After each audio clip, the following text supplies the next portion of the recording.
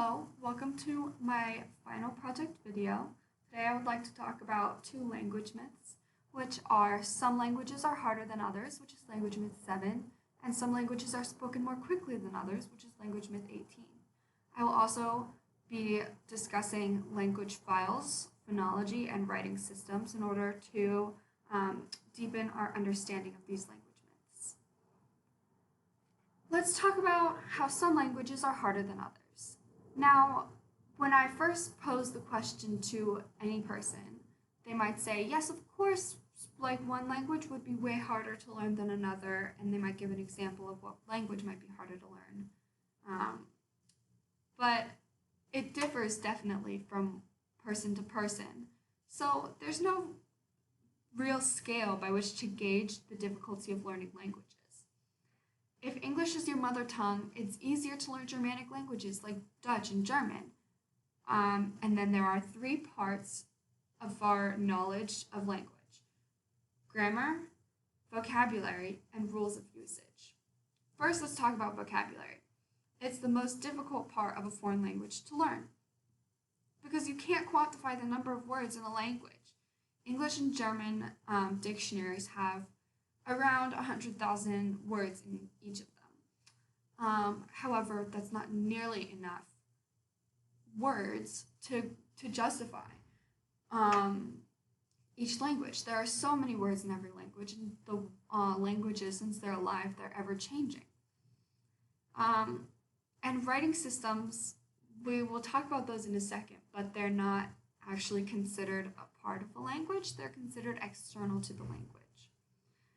Grammar is the absolute measure of linguistic simplicity, according to the Language Myth book. The sound system is very important. It plays a big role.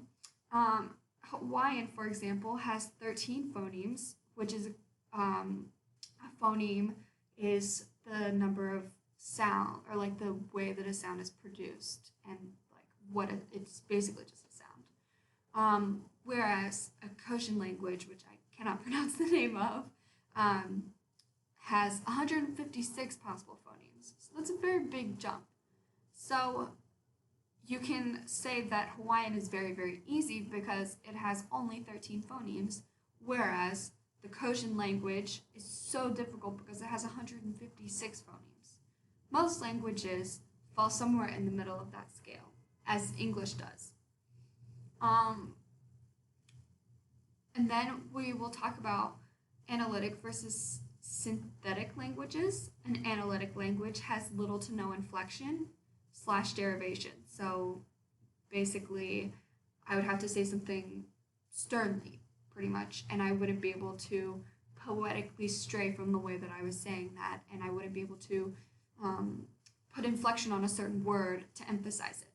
And an example of an analytic language is Vietnamese. Whereas synthetic languages are the opposite. Those have a lot of inflection and derivation.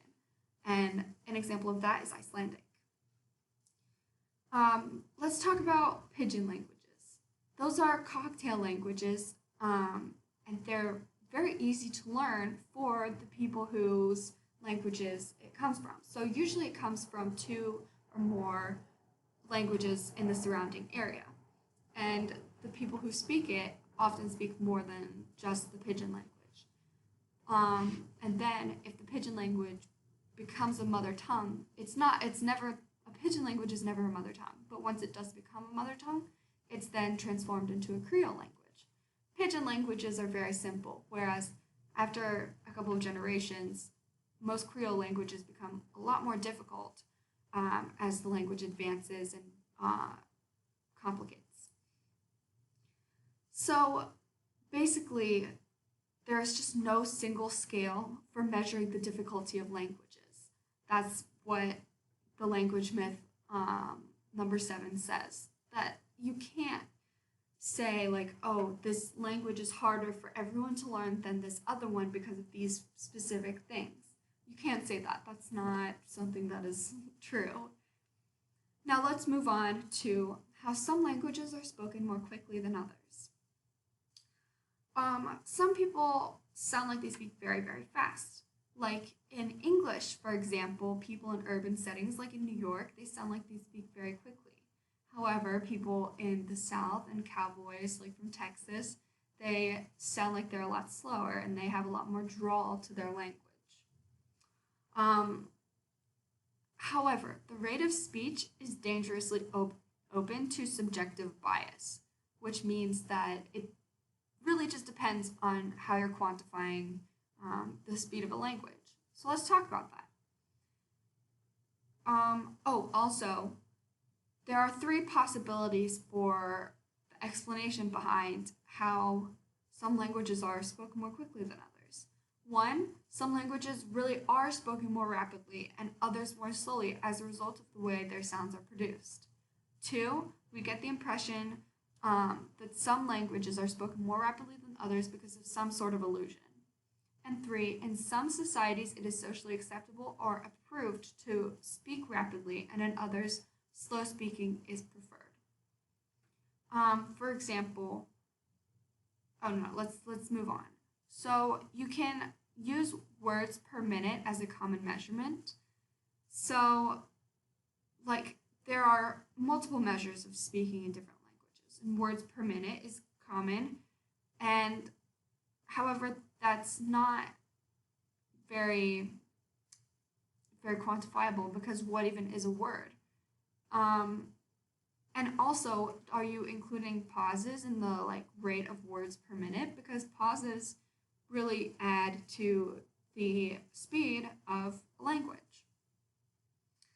So you can make two different measurements, one including the stops and one not including the stops. The first one, including the stops, would be called the speaking rate, and the second one, not including the stops, would be called the articulation rate. So, and like I said before, what even is a word? How would you describe that? And there's no way to define it indefinitely. So, syllables are defined indefinitely, so a lot of linguists say they use the rate of syllables per minute instead of words. Counting syllables gets rid of the pauses problem anyway, so that completely goes away. However, the length of syllables is an issue. For example, I could say, Smith's strengths crushed 12 strong trucks, and that is kind of a long sentence. Even though it's only 6 syllables, it has 32 sounds. And then in Japanese, there's a phrase, Kakashi to risu, which has 12 sounds as well as 6 syllables. So you see the same number of syllables is present in both phrases, but one has 20 more sounds than the other. So it's going to be a little bit slower in order to articulate all of those sounds. So should we just measure speaking rates by how many sounds per second a person says? But then when people speak more quickly, they leave out more sounds. So, if you would say something and articulate it, then you are making all of the sounds with your mouth and with your voice. But if you were to speak more quickly, then you're not articulating as well and you're not using all of the same sounds. So, you would take two measurements here. The sounds you actually make and the sounds you would make if you were articulating everything. So then let's talk about how speaking rate is an illusion. Stress time languages like English, Arabic, Russian are very different from syllable time languages, which are Spanish, French, and Italian. Those are just a few examples. Syllables sound like the syllable timed languages, they sound faster than stress languages, but we don't know why because it's not actually faster.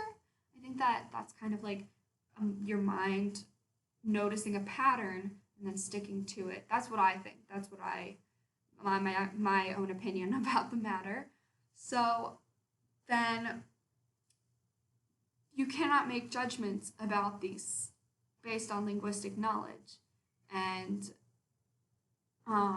then let's talk about social and personal factors in speaking rate. Males typically speak slower according to the Language Myth book, which I'm not sure if that's correct, but there is a stereotype that females do speak very quickly, especially when they're just talking to each other and then they slur their words together in English. Um, and then your own personal style of speech always trumps language. So you cannot quantify, say, an entire group says this because of this, but you like don't understand that there are people that have different ways of speaking. So um, you cannot just make a stereotype like that and then say that it's completely true. Then rapid speech tends to come out when we are in a hurry and when it's urgent.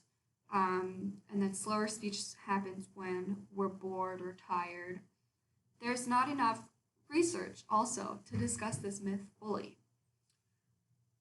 So that's it for are some languages spoken more quickly than others. And it kind of leaves you a little like wanting more, but that's okay. Let's talk about the language files.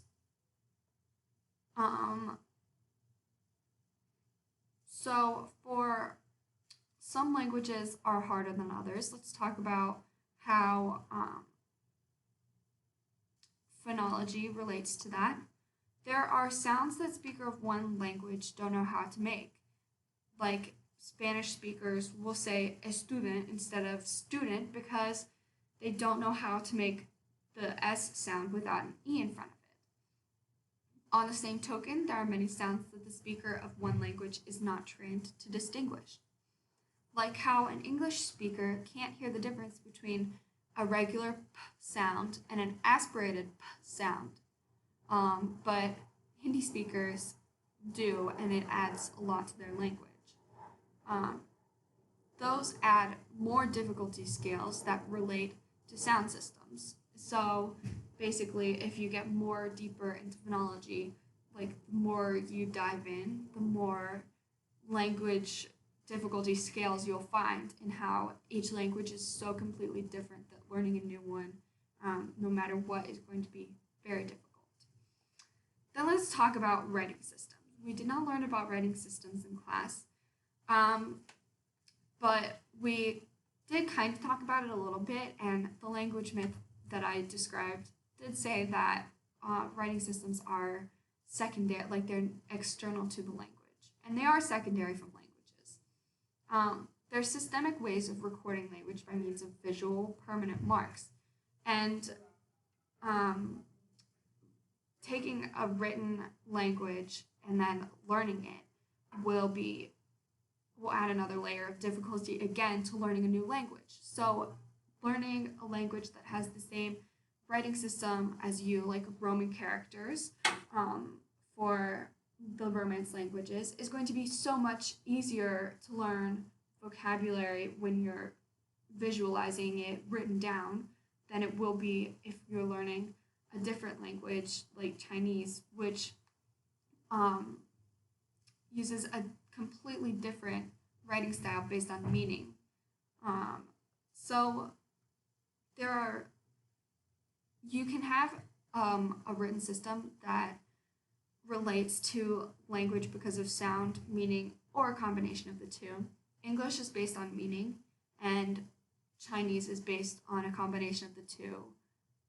Or no. English is based on sound, and Chinese is based on a combination of the two. So the word for box, it will look like a box.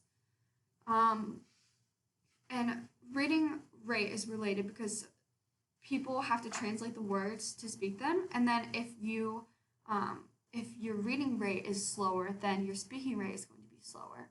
However, if your reading rate is faster, then your speaking rate may also be slower because like if it's too fast, then you're reading all of these words and they're getting jumbled up in your brain, and then you can't translate them into words that are spoken very easily.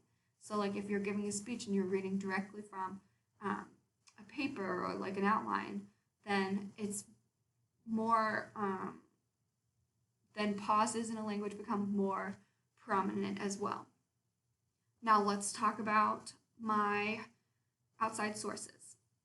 For some languages being more difficult than others, I found a source on www.italkguide.com, and this one basically just reaffirmed what the language myth was saying. it says that there's no simple answer.